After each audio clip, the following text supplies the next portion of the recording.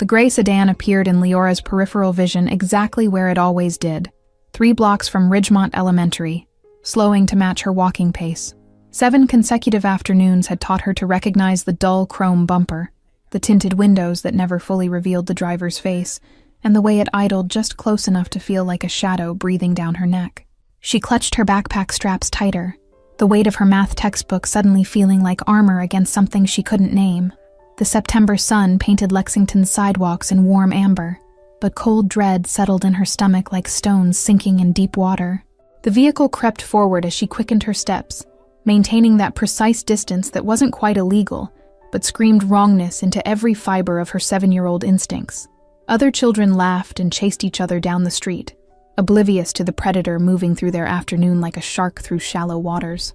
Leora had learned his pattern with the careful observation of prey studying a hunter. He never followed on Wednesdays when her mother picked her up, never appeared on rainy days when visibility was poor, and always disappeared before she reached the corner of Ashland Avenue where the neighborhood watch signs began. The driver smiled today. She caught the flash of teeth through the partially lowered window. Her name floated across the distance between them, spoken in a voice that tried too hard to sound friendly, and her blood turned to ice despite the warmth radiating from the pavement beneath her worn sneakers. She broke into a run, her backpack bouncing against her spine with each desperate stride. The car accelerated slightly, not enough to draw attention from the scattered adults watering lawns or retrieving mail, but enough to keep her within its sight like a cat toying with a cornered mouse. When she finally burst through her apartment building's door, chest heaving and tears threatening to spill, she knew with absolute certainty that tomorrow would bring the 8th afternoon. The pattern would continue, relentless and patient, because patterns like this didn't break themselves. They only intensified until something shattered. That evening, Leora sat across from her mother at their small kitchen table, trying to find words that would make Avelra understand. The fluorescent light hummed overhead, casting harsh shadows that made her mother's exhausted face look older than it should, the double shift at Mercy General Hospital having drained every reserve of energy. Avelra listened with the distracted attention of someone already mentally preparing for the next 12-hour workday.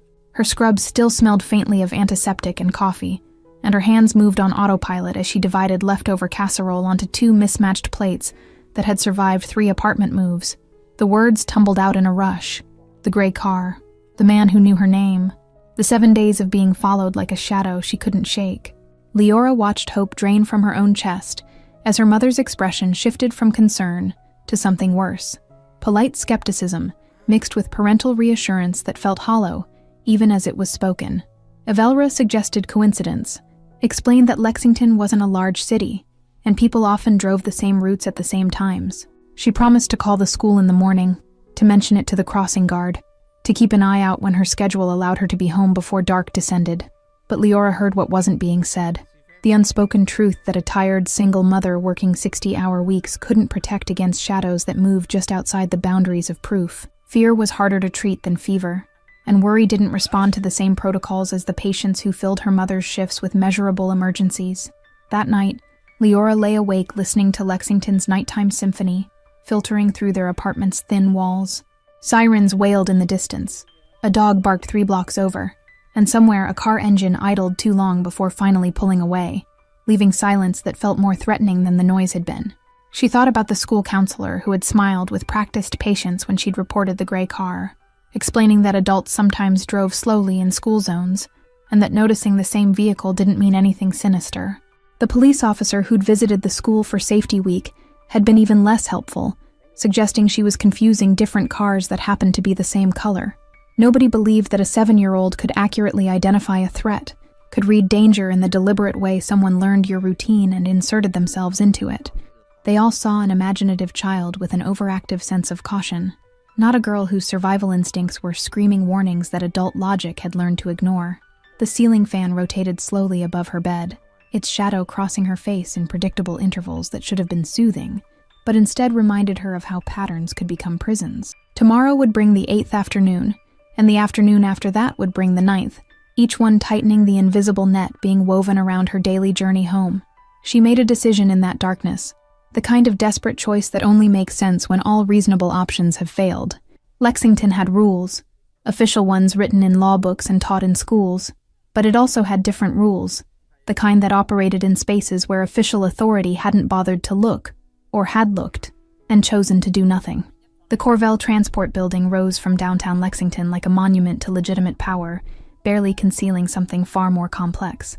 Its facade of smoked glass and brushed steel reflected the afternoon sky in fragments, creating the illusion that the structure existed partially in another dimension, where different rules applied than those governing the coffee shops and law offices surrounding it. Leora had heard the name whispered in her apartment building's laundry room, caught between the spin cycle and the smell of fabric softener. Mrs. Brennan from 4C had mentioned it while folding towels, her voice dropping to that particular register adults used when discussing things children weren't supposed to understand, but somehow always did. The building's entrance intimidated even from across the street, with its revolving doors that moved with the smooth precision of expensive machinery and doormen who somehow managed to look both welcoming and absolutely capable of violence. Business people flowed in and out like blood through arteries, each one dressed in the uniform of legitimate enterprise. She waited until the 8th afternoon arrived exactly as predicted, the gray car appearing like clockwork 3 blocks from school. But instead of turning toward home, Leora walked in the opposite direction, toward the part of Lexington where buildings grew taller and the sidewalks filled with purposeful strangers who wouldn't notice one small girl moving against the current. The journey took 40 minutes at her walking pace, each block carrying her further from familiar territory into the polished heart of the city. Her backpack grew heavier with each step, and twice she almost turned back, almost convinced herself to try the official channels one more time, despite knowing they'd already failed her. The gray car didn't follow her downtown. She'd gambled correctly that whoever drove it wouldn't pursue her into areas with security cameras on every corner, and witnesses who might actually pay attention. But that small victory felt hollow, because tomorrow he'd be waiting again, and the next day, and the day after that, until something changed. Or something broke. She reached the Corvell building at 4:15, when the sun had begun its descent and cast long shadows across the plaza fronting the entrance. Business hours were winding down, the flow of people thinning but not yet stopped, creating a strange liminal period where the building existed between its day face and whatever it became after dark. Leora climbed the 3 granite steps leading to the entrance and sat down, her small form dwarfed by the scale of the architecture. She placed her backpack beside her like a companion, unzipped it, and pulled out her math homework as though she'd simply chosen this particular spot to complete assignments that were already overdue. Security guards in dark suits noticed her immediately. She caught their glances through the glass, saw them conferring with each other using the subtle hand signals of people trained to communicate without drawing attention. One spoke into his wrist, the gesture so smooth it looked casual. And Leora knew her presence had been reported to someone deeper inside the building's hierarchy. She kept her head down, pencil moving across the worksheet with mathematical precision that had nothing to do with the actual problems. Time moved differently when you were waiting for something you couldn't name, each minute stretching like taffy while simultaneously disappearing into a blur of held breath and mounting courage. An hour passed, then 2. The sun painted the glass building in shades of gold and crimson, before surrendering to twilight's purple-blue embrace. Businesses closed around her, their employees streaming past without sparing a glance for the child, who had somehow become part of the building's furniture through sheer persistent stillness. Her legs cramped from sitting, her stomach reminded her that lunch had been 6 hours ago, and doubt crept in with the evening chill that made her wish she'd worn something warmer than her thin school cardigan. Maybe this was stupid. Maybe the stories she'd overheard were just stories. Maybe she'd misunderstood everything and was now just a lost kid who'd wandered too far from home. Then the last car arrived, a black sedan with tinted windows that made the gray car look like a toy by comparison. It glided to the curb with the whisper-quiet confidence of engineering that cost more than her mother made in a year, and the building's energy shifted like air pressure dropping before a storm. The doorman who'd been casually monitoring her for the past 2 hours suddenly stood straighter, his hand moving to open the rear door before anyone inside could reach for the handle. Other security personnel materialized from positions she hadn't realized they'd been occupying, creating a loose perimeter that looked random but absolutely wasn't. Leora stood on trembling legs, her homework scattering in the evening breeze that chose that moment to gust through the plaza. She took 3 steps forward, her voice smaller than she'd intended, but somehow carrying across the space between desperate hope and her last option. The man who emerged from the black sedan wore darkness like some people wore cologne, not as an accessory, but as an essential component of his presence. His suit was charcoal gray, perfectly tailored to shoulders that suggested physical power held in careful reserve, and his face carried the kind of stillness that came from never needing to prove anything to anyone. Ryan Corville's eyes found her immediately, and Leora felt the weight of assessment that went beyond simply noticing. He looked at her the way her mother examined patients, with complete attention that catalogued every detail while revealing nothing of his conclusions, seeing past the surface to the story written in posture and desperation. The security team tensed as Leora approached, their bodies shifting into positions that could become barriers or interventions with minimal effort. But Ryan raised one hand in a gesture so subtle it barely qualified as movement, and they froze like statues, suddenly remembering they were carved from stone, not flesh with opinions. She stopped exactly 6 feet away, some instinct warning her that getting closer without permission would end this before it began. The distance felt vast and intimate simultaneously, a chasm crossed only by the words she had to somehow force past the fear lodged in her throat like a physical object. Up close, he was younger than the stories suggested, though age seemed irrelevant to whatever authority radiated from him, like heat from pavement after sunset. His hair was dark, touched with amber in the artificial light spilling from the building's lobby, and his expression revealed absolutely nothing. Not kindness, not cruelty, just patient attention. Leora's prepared speech evaporated like morning fog under scrutiny that made her feel simultaneously seen and exposed. She'd practiced the words during her walk downtown, rehearsed them while pretending to do homework, but now they seemed childish and insufficient for the reality standing before her in an expensive suit and shoes that probably cost more than 3 months of rent. Instead, the truth came out raw and unpolished, her voice cracking on the second word. She told him about the gray car, about the 7 afternoons that had become 8, about the man who smiled and knew her name, and made her afraid to walk home from school in a city that was supposed to be safe. She explained how the adults with official authority had nodded and dismissed her, how concern evaporated into platitudes about overactive imaginations and coincidental routes. Her words tumbled faster, as desperation overrode caution, spilling details about which streets the car appeared on and which it avoided, demonstrating that she'd documented her stalker with the thoroughness of someone who knew evidence was supposed to matter even when it didn't. Ryan listened without interrupting, his stillness absolute in a way that made every small gesture from others seem like frantic motion by comparison. He didn't check his watch, didn't glance at his security team, didn't display any of the impatient tells that usually meant adults had stopped actually hearing what children said. When she finally ran out of words, the silence stretched between them like a bridge that might hold weight or might collapse. Leora's hands twisted in the hem of her cardigan, pulling threads loose from seams that had already survived too many nervous moments, and she realized with sinking certainty that she'd gambled everything on a story she'd overheard in a laundry room. Then he spoke, his voice lower than she'd expected, and carrying an accent she couldn't quite place, something that suggested other places and languages underneath the perfect English. He asked one question, simple and direct, requiring only 3 words to cut through to the core of her desperation. The car's there now. His eyes moved past her, scanning the street beyond the plaza with the systematic attention of someone trained to identify threats in civilian camouflage. The question wasn't rhetorical. It was tactical, gathering real-time intelligence to assess a situation he'd apparently decided deserved assessment. Leora shook her head, explaining her detour, how the gray car only followed her established routine between school and home. Tomorrow it would be back, she said, with the grim certainty of someone who understood patterns even when adults pretended those patterns were imagination, given too much weight. Ryan's expression shifted microscopically, something moving behind his eyes that might have been recognition or respect or calculation.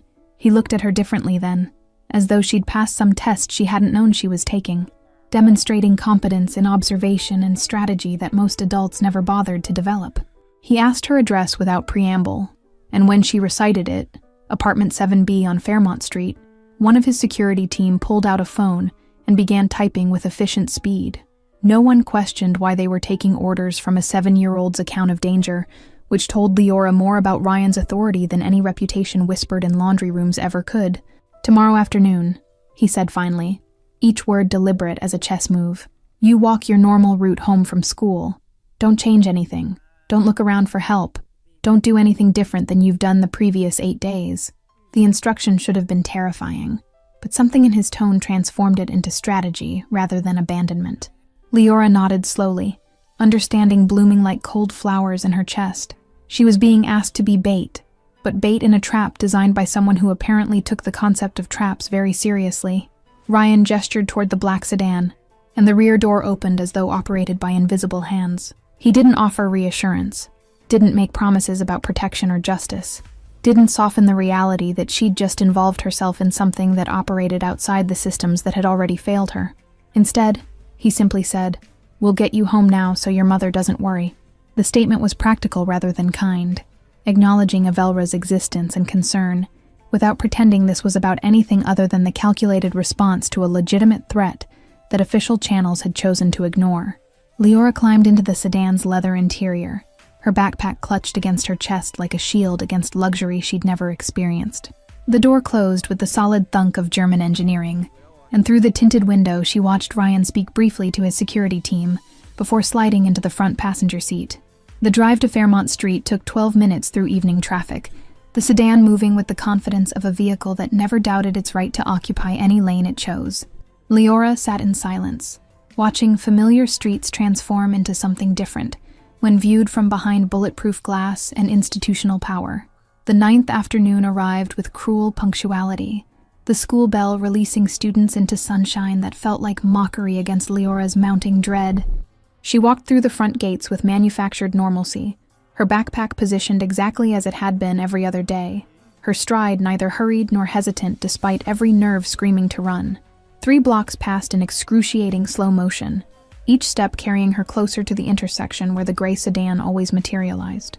She forced herself not to scan parked cars or look over her shoulder, following Ryan's instructions with the discipline of a soldier entering combat. The gray car appeared right on schedule, emerging from a side street with the precision of choreographed menace. It fell into its familiar pattern, maintaining that careful distance that had defined 9 afternoons of psychological warfare, disguised as coincidence. The driver's silhouette visible through the windshield like a shadow, learning to take solid form. Leora's breathing turned shallow, but she kept walking, kept pretending she didn't notice the predator pacing her retreat toward home. The September heat felt oppressive suddenly, sweat forming at her temples that had nothing to do with temperature, and everything to do with being prey consciously refusing to bolt. Then the black sedan appeared from the opposite direction, its presence transforming the suburban street into something resembling a stage where invisible spotlights had just illuminated the principal actors. It didn't speed or swerve, simply existed with such undeniable authority that 2 other vehicles pulled to the curb as though making space for something they instinctively recognized as dominant. Ryan emerged before the car fully stopped, his movements economical and purposeful. He crossed the street with measured steps that somehow covered distance faster than rushing would have, his attention fixed entirely on the gray sedan that had frozen mid-crawl. The driver's expression shifted from confident familiarity to confusion to something approaching genuine fear in the span of 3 heartbeats. His hand moved toward the gear shift, instinct urging retreat, but Ryan reached the vehicle before escape became possible and placed one hand flat against the hood. From his jacket's inner pocket, he withdrew a manila envelope with the thickness of substantial contents. He set it carefully on the hood directly in front of the windshield, his movements deliberate as a chess player positioning a piece for checkmate, then stepped back precisely 2 feet and waited. The driver sat paralyzed for 7 seconds. Leora counted them, before finally reaching through the window to retrieve the envelope with a hand that visibly shook. His fingers fumbled with the clasp, tearing the paper in his haste to understand what documentation had just landed in his possession, like a judgment delivered without trial. Inside were photographs, printed on high-quality paper that captured every detail with courtroom clarity. The gray sedan at various intersections, timestamps visible in the corners, showing 9 consecutive afternoons. The driver's face in profile, then straight on, then from an angle that revealed a birthmark on his left jaw. More images followed in sequence. Leora's school, her walking route marked on a printed map with red annotations showing where the vehicle had positioned itself, license plate numbers, vehicle registration details, and what appeared to be screenshots from traffic cameras that somehow captured moments official channels had claimed didn't exist. The driver's face drained of color as he shuffled through evidence compiled with professional thoroughness.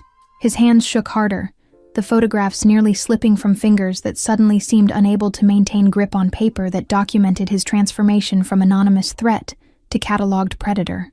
On the back of the final photograph, someone had written in precise handwriting that suggested expensive education and absolute confidence. The error already has witnesses. The sentence was simple, almost elegant, carrying implications that extended far beyond its 9 words, into territories where mistakes became permanent entries in ledgers maintained by people who never forgot. Ryan hadn't spoken a single word. He stood in the middle of the residential street with his hands in his pockets, looking less like someone delivering threats and more like a businessman completing a routine transaction that happened to involve the systematic dismantling of another person's sense of safety. The entire block had gone silent, the kind of quiet that descends when something significant occurs, but nobody quite understands what they've witnessed. Curtains twitched in windows. Mrs. Brennan stood frozen halfway to her mailbox, and somewhere a dog that had been barking stopped mid-sound as though the air itself had changed texture. The driver tried to speak, his mouth opening and closing like a fish suddenly realizing the water had disappeared. Whatever words he'd intended died before reaching sound, strangled by the realization that explanations and excuses held no currency in this particular economy of consequences. Ryan finally moved, walking around to the driver's side window with the unhurried confidence of someone who had already won before the confrontation began.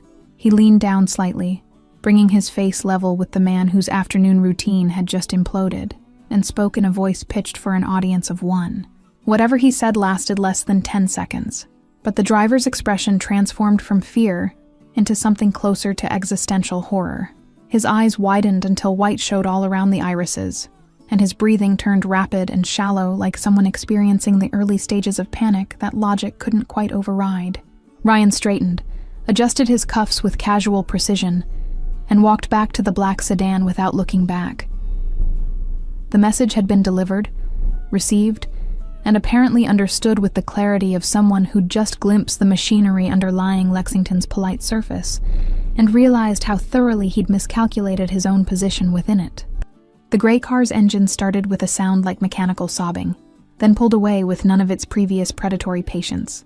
It accelerated through the intersection without stopping fully at the sign, desperate distance replacing calculated proximity, fleeing from a street that had transformed from hunting ground into crime scene without a single act of physical violence. Leora stood exactly where she'd stopped when the black sedan first appeared, her backpack still clutched against her chest. She watched the gray car disappear around the corner with speed that suggested its driver wouldn't be returning to this neighborhood, these streets, or possibly this entire quadrant of the city. Ryan paused before returning to his vehicle, turning to look at her with that same assessing attention he'd given her on the plaza steps. He nodded once, acknowledgement rather than reassurance, then climbed back into the sedan that pulled away with the same quiet authority it had arrived with. The block remained frozen for another 30 seconds before normal sounds gradually returned. Mrs. Brennan completed her journey to the mailbox, though her hands trembled slightly as she sorted envelopes. Someone's television turned back on mid-commercial, and the dog resumed barking but with less enthusiasm. Leora walked the remaining 2 blocks home in a daze, her legs operating on autopilot while her mind struggled to process what she'd witnessed. The photographs meant surveillance, which meant someone had been watching her walk home long before she'd climbed those plaza steps, either because Ryan's organization monitored the city more thoroughly than she'd imagined, or because he'd taken her seriously enough to deploy resources immediately. Either possibility suggested systems and capabilities that existed in spaces between official authority and criminal enterprise, operating with efficiency that made police reports and school counselors seem like children playing dress-up with toy badges. The gray car had been stopped not with arrest warrants or intervention programs, but with the simple demonstration that invisibility was an illusion. She climbed the stairs to apartment 7B slowly, each step giving her time to construct the explanation she'd need to provide to her mother. The truth seemed both too simple and too complicated. A man had been following her, and now he wasn't, and the mechanism of that transformation involved forces she didn't fully understand, but had deliberately invoked. Evelra was home early for once, her shift having ended at 4 instead of midnight due to hospital staffing rotations that occasionally aligned in her favor. She stood in the kitchen making sandwiches with the efficient movements of someone who'd learned to multitask survival, and her expression when Leora entered carried the specific worry of a mother who'd spent the day wondering if her daughter's fears were real. The explanation came out in a rush, the gray car appearing again, the black sedan intervening, the envelope and photographs and the driver's terrified retreat. Leora left out certain details, the parts involving plaza steps and calculated bait, editing her account into something approaching acceptable maternal comprehension while preserving the essential truth that the threat had been neutralized. Avelra listened with growing alarm that shifted into confusion, then landed somewhere near disbelief, mixed with relief. She asked questions that Leora answered as honestly as possible, given the parameters of what she'd chosen to share, watching her mother's face cycle through emotions before finally settling on exhausted gratitude. That evening, they ate sandwiches in silence, broken only by the sound of traffic outside and the upstairs neighbor's television playing game shows through ceiling that transmitted sound too efficiently. Avelra kept glancing at her daughter with the expression of someone reassessing a child who'd apparently navigated adult waters without permission or supervision, achieving results that official channels had dismissed as unnecessary. The gray sedan never returned, its absence as noticeable as its presence had been during those 9 calculated afternoons. Leora walked home from school the next day with cautious optimism, her route taking her past the intersection where confrontation had replaced stalking, where power had been demonstrated without a single raised voice. The neighborhood remembered. Mrs. Brennan nodded when Leora passed her yard, the gesture carrying weight beyond simple acknowledgement. Other residents she'd never spoken to seemed to track her progress with peripheral attention, their awareness suggesting that word had spread through the invisible networks that connected houses and families. Lexington's local news ran a story 3 days later, buried in the metro section where uncomfortable truths lived alongside grocery store openings. A man had been arrested on multiple charges: unlawful surveillance, stalking, attempted child endangerment, following an anonymous tip that provided prosecutors with documentation so thorough it essentially prosecuted itself. The article mentioned security footage from traffic cameras that had somehow been compiled and delivered to the district attorney's office in a package bearing no return address. It noted the unusual completeness of the evidence, how every potential defense had been preemptively dismantled by the methodical collection of irrefutable proof. Reading between carefully neutral lines, Leora understood that official authority was accepting credit for a case solved by unofficial intervention. The system was taking a bow for work, performed by forces it refused to acknowledge, preserving the comfortable fiction that justice flowed through proper channels rather than around them when those channels proved inadequate. Her teacher mentioned the arrest during morning announcements, framing it as proof that the school took student safety concerns seriously and worked closely with law enforcement to address potential threats. The irony tasted bitter in Leora's mouth. The same counselor who'd dismissed her reports now accepted praise for vigilance that had manifested only after someone outside the system forced action. Other students looked at her differently, though she couldn't determine if they knew she'd been the intended victim, or if they simply sensed something had changed in the social architecture surrounding her. Whispers followed her through hallways, not malicious but curious, the way children responded to peers who'd somehow touched something mysterious and returned altered. The black sedan appeared across from Ridgemont Elementary on the 4th afternoon, parked in a loading zone that normally meant tickets, but apparently meant something different when the vehicle in question carried weight beyond its physical presence. It remained there until Leora emerged, then followed her home at a distance that felt protective rather than threatening. She never saw the driver clearly through the tinted windows, but the message was unmistakable. She was being watched still, but by different eyes with different intentions. The surveillance had shifted from predatory to guardian, a distinction that mattered more than she'd understood when fear had been her constant companion. The pattern continued for a week, the sedan materializing each afternoon and disappearing once she safely entered her building.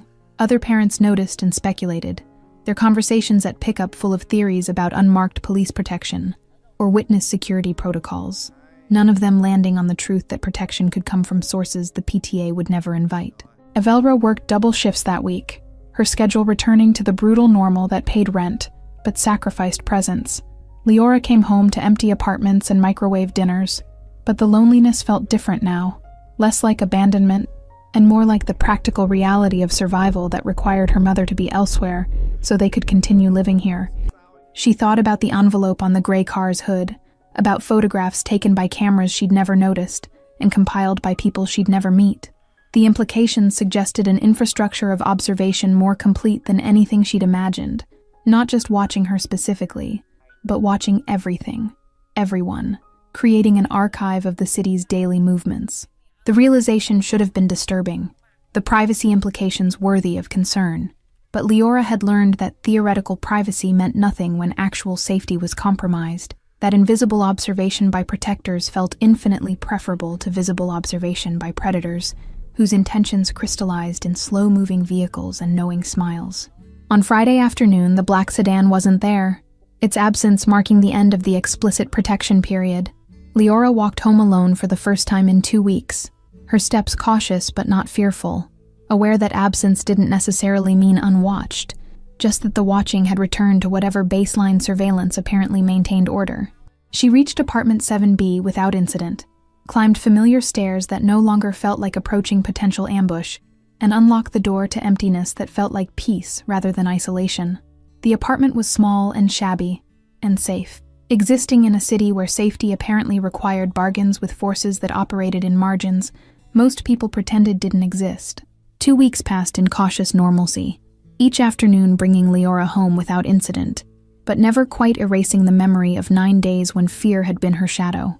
She developed new habits, checking behind her without paranoia, noting vehicle patterns without obsession, existing in the space between vigilance and the freedom to simply be a child walking home from school. The black sedan reappeared on a Thursday, not following her, but parked across from her building when she arrived.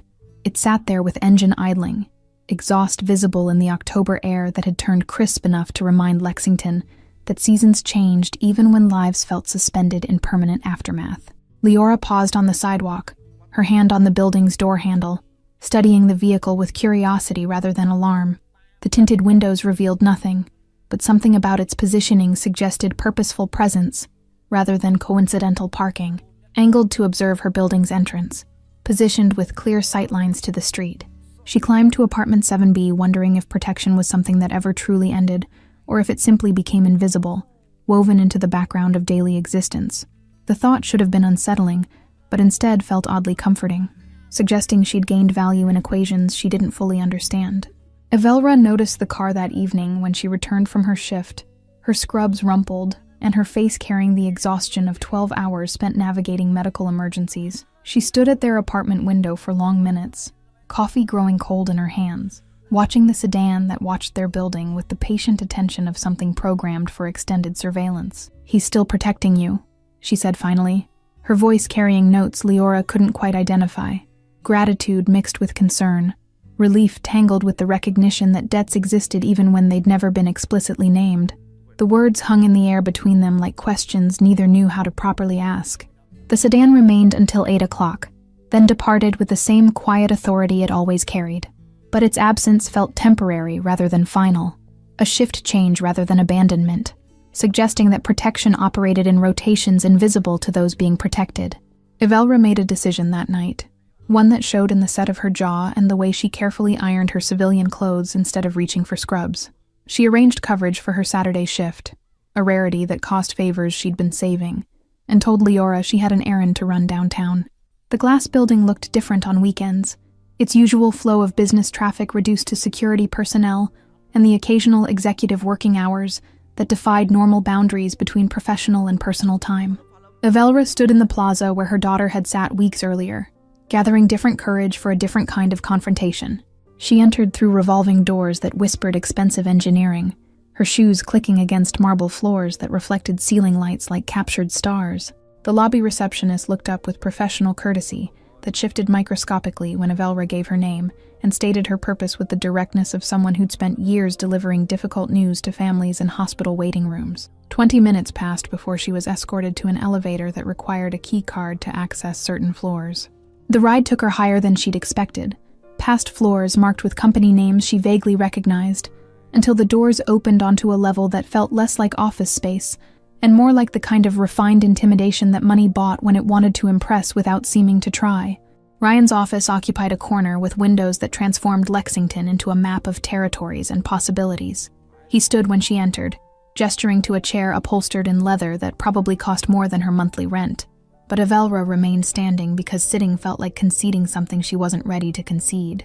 "I don't understand why you did this," she said without preamble, her nurse's efficiency cutting through social pleasantries to reach the heart of her confusion. The words carried weight beyond their simplicity. Gratitude, yes, but also the wariness of someone who understood that gifts from certain people came with invisible strings attached. Ryan studied her with the same complete attention he'd given Leora on the plaza steps, that quality of focus that made the person receiving it feel simultaneously exposed and genuinely seen. He moved to stand near the window, his silhouette framed against the afternoon sun that painted Lexington in shades of amber and approaching twilight. "Because no one else did," he replied finally, his voice carrying the same low certainty it had held when speaking to a 7-year-old desperate enough to seek help from someone the city whispered about in tones mixing fear and reluctant respect. The answer was simple enough to be either complete honesty or elegant evasion. Evelra absorbed this, her hands gripping the back of the chair she'd refused to sit in. She'd prepared speeches during the sleepless night before this meeting, constructed arguments and expressions of gratitude that now seemed inadequate for the reality of standing in this office with this man who'd deployed resources to protect a child he had no obligation to care about. "She could have died," Evelra said, her voice cracking slightly on the last word, as accumulated fear finally found release. The tears she'd held back during 2 weeks of aftermath threatened to spill, her professional composure fracturing under the weight of maternal terror retroactively acknowledged now that her daughter was safe. Ryan turned from the window, and something in his expression shifted, not softening exactly, but revealing depths beneath the careful control he maintained like armor. "The system failed her," he said quietly, each word chosen with precision. "Schools, police, the mechanisms supposedly designed to protect children. They all failed because believing her required effort and documentation and action." He paused, his gaze moving past Evelra to something she couldn't see, perhaps memories or principles that had shaped him into someone who intervened when others looked away. "I built my reputation on understanding that official channels work beautifully for people with resources and connections, but fail catastrophically for everyone else. Your daughter understood this instinctively when she walked to my building." The observation hung between them, uncomfortably accurate in its assessment of how power actually functioned versus how it pretended to function. Evelra thought about the police officer who'd dismissed Leora's reports, the counselor who'd suggested overactive imagination, all the small abandonments that had forced a 7-year-old to seek protection from someone the city's respectable citizens pretended didn't exist. "What do I owe you?" Evelra asked finally, voicing the question that had kept her awake more than gratitude or relief. She'd learned through years of survival that nothing came free, that help always carried price tags visible or hidden, and that debts to certain people became permanent entries in ledgers that compounded interest in ways that destroyed futures. Ryan's expression didn't change, but something flickered in his eyes.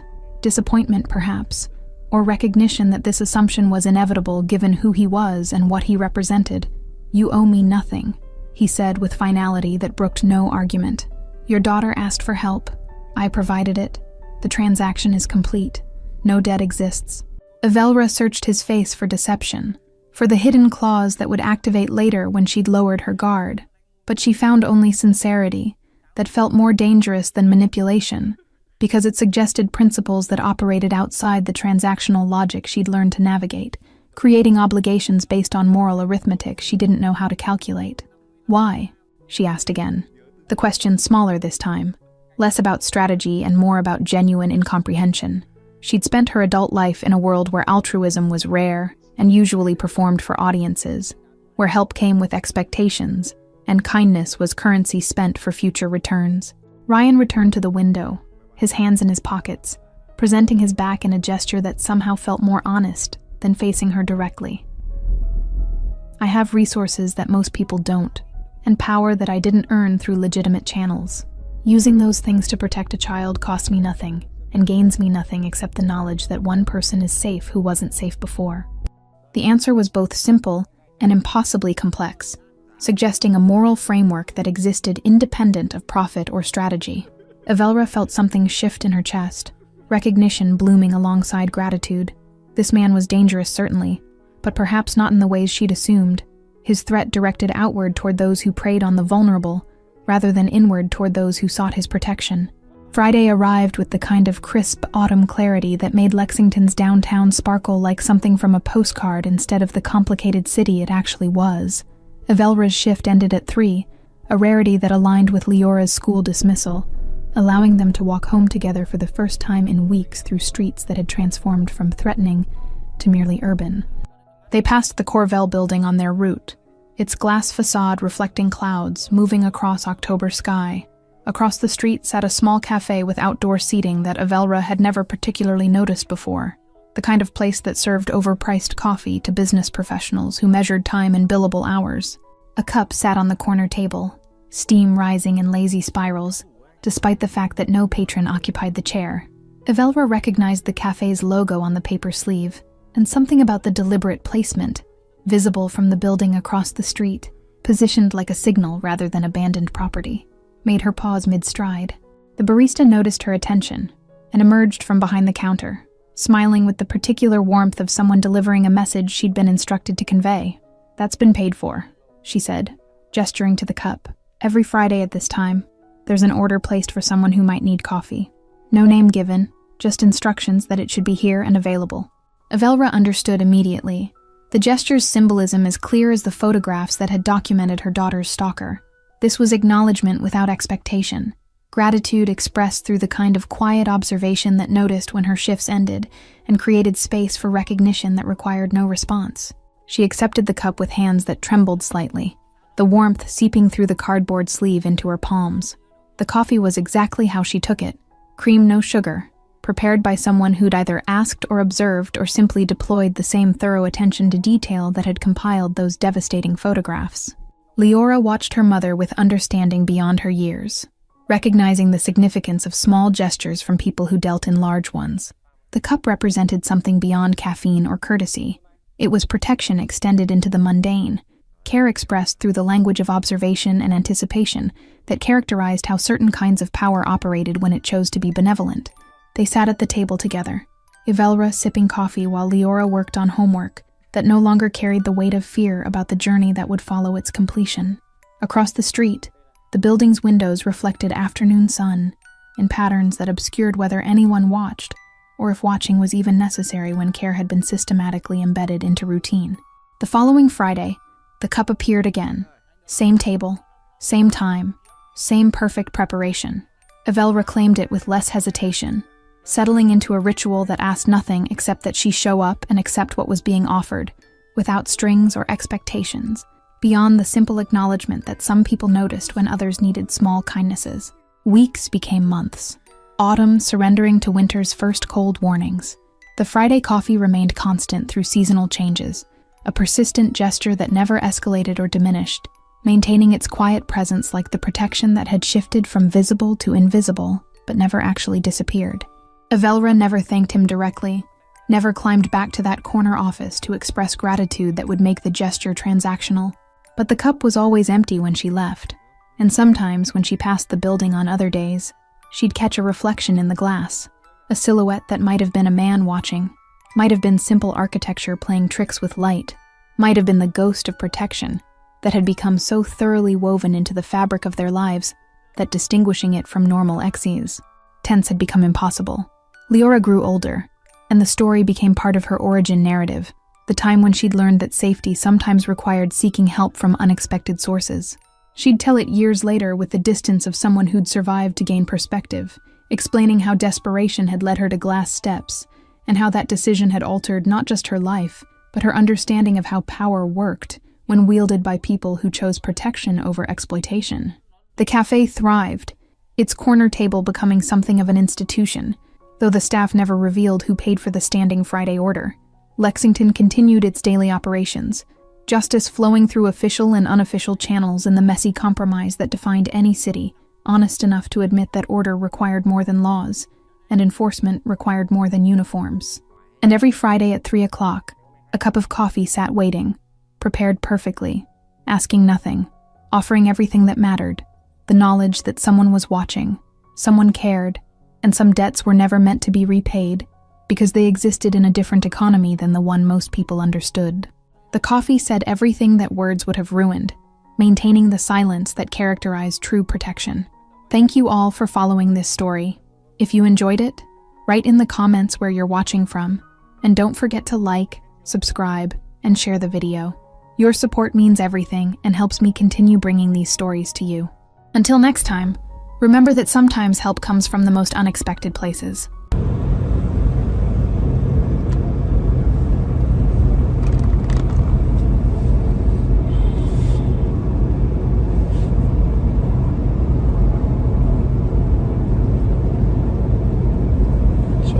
посмотрим, как у меня трансляция началась.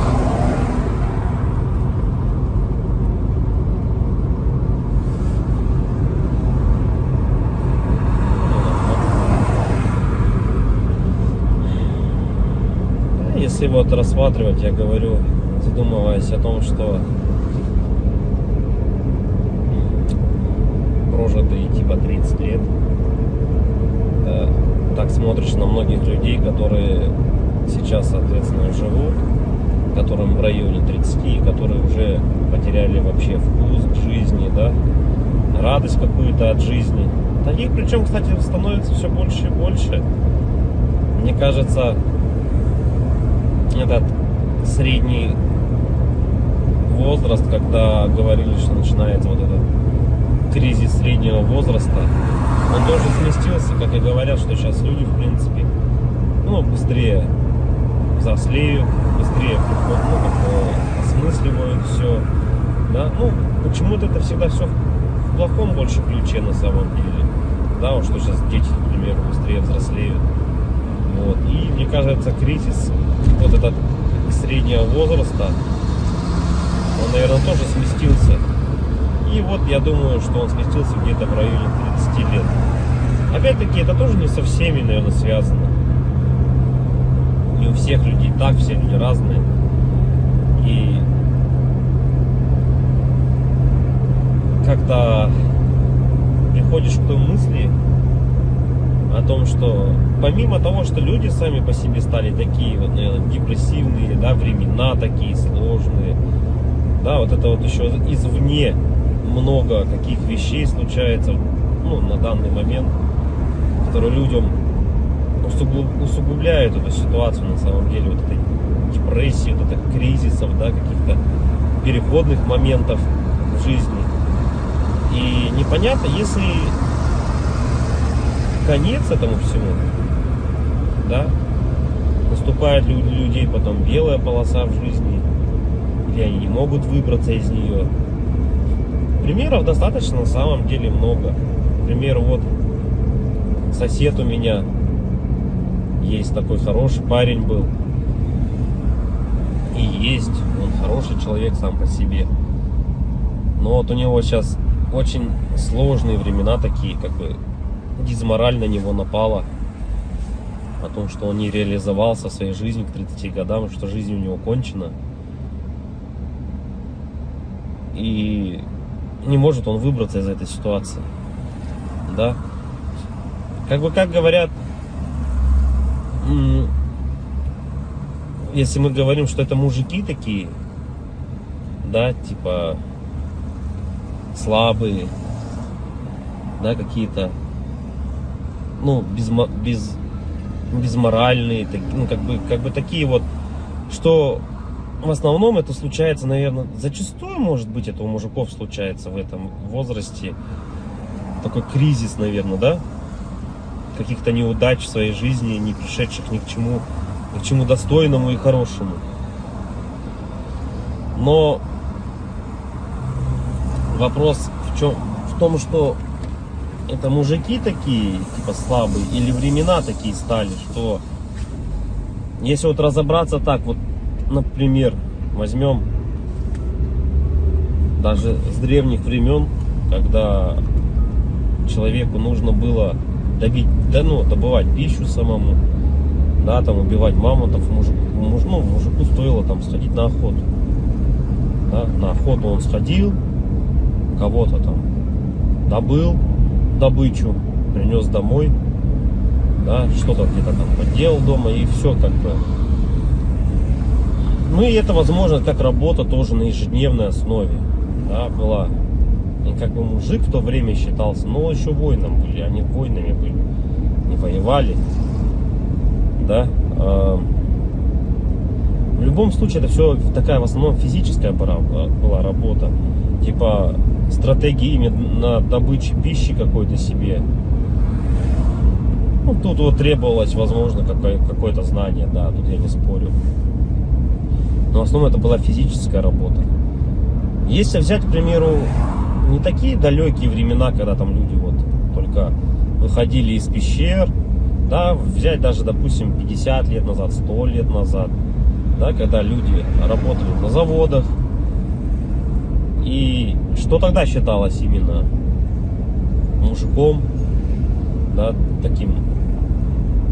Разница была, наверное, с нынешними временами в том, что если ты работал, к примеру, на заводе на каком-то, то тебе было этого всего достаточно. То есть ты уходил на завод, отработал свое время, да, пришел домой, какие-то тоже там, может, домашние дела, и этого тебе было достаточно на самом деле. Как бы и все, и заключалась вся суть именно мужчин, ну вот, как бы устроиться, главное, на завод и работать физически, опять-таки, да, получить какое-то образование, так, ну, как бы среднеспециальное, к примеру, да, какой-нибудь токарь, идти на завод, отработать там 8-12 часов. Это не легкая работа, я не спорю тоже с этим. Но опять-таки, этого зато было достаточно. Человек уходил, он отрабатывал там 12 часов и понимал, что ему будет всего достаточно. Ради этого и была, наверное, главная и основная мотивация. Да? И если перенесемся мы, наверное, в наше время уже, сейчас, на данный момент, то есть люди просто не знают на самом деле, как заработать, как получить жилье, как получить новый автомобиль. То есть способов получения данного результата его нету как такового. Это говоря о том, что ты будешь ходить на работу по 8, по 12 часов, допустим, сутками там работать, да, ты не заработаешь на машину, заработаешь ты на нее через 5 лет, если ты там не будешь ни пить, ни есть, как бы, да. Ну ладно, если вообще не тратить деньги, то заработаешь год. Ну такого же невозможно, это же только где-то в сказках. С учетом нынешних трат, то есть даже при зарплате какой-то средней, там 100 тысяч рублей, ну где-то 60, где-то 70, где-то 80. Возьмем от 60, наверное, до 120. То есть, к примеру, достижение результата такой, как, к примеру, квартира, недвижка какая-то своя, это кредиты, ипотеки. То есть вот здесь и сейчас ты берешь. И залазя все глубже и глубже, то есть, как сказать, взял ты, к примеру, себе недвижимость, да, в ипотеку, пусть оно будет так. Помимо тех трат, к примеру, помимо этой ипотеки, там, ремонт и так далее, тебе за эти 20 лет нужно и телефоны менять, и одежду менять, и так далее, там, кушать надо. Машины также в этот же момент менять тебе надо. И то есть это кабала на самом деле такая, она дизморальная. И к чему это все? Что же значит мужик в наше время, который ходит на завод, работает 12 часов, а денег у него все равно нету? Как бы добычу он принести уже не может, да? Ну типа он может сходить в лес, но от этого толку особо не будет. И, наверное, сам интернет, во-первых, расфорсил вот это вот все, то, что люди должны зарабатывать какие-то миллионы. Они должны зарабатывать. Это было бы шикарно, если бы каждый зарабатывал. Но каждый по своей сути не может столько зарабатывать, да, потому что не хватит денег, чтобы каждый. А может их и хватит, но никто никому не даст так зарабатывать. И вот возвращаясь, к примеру, к тому, что какая зарплата? 1300, наверное, должна быть в наше время, чтобы как бы себя, наверное, обеспечивать, да? Хорошо. Одному. И кто же тогда мужик в наше время? Типа, что он должен делать? Что он должен выполнять? Как бы, если он ходит на работу, но смысла от этого нету. Ну, как бы он есть, да, у тебя какой-то идет доход, но если его недостаточно. Смотришь другие профессии, другую работу, да,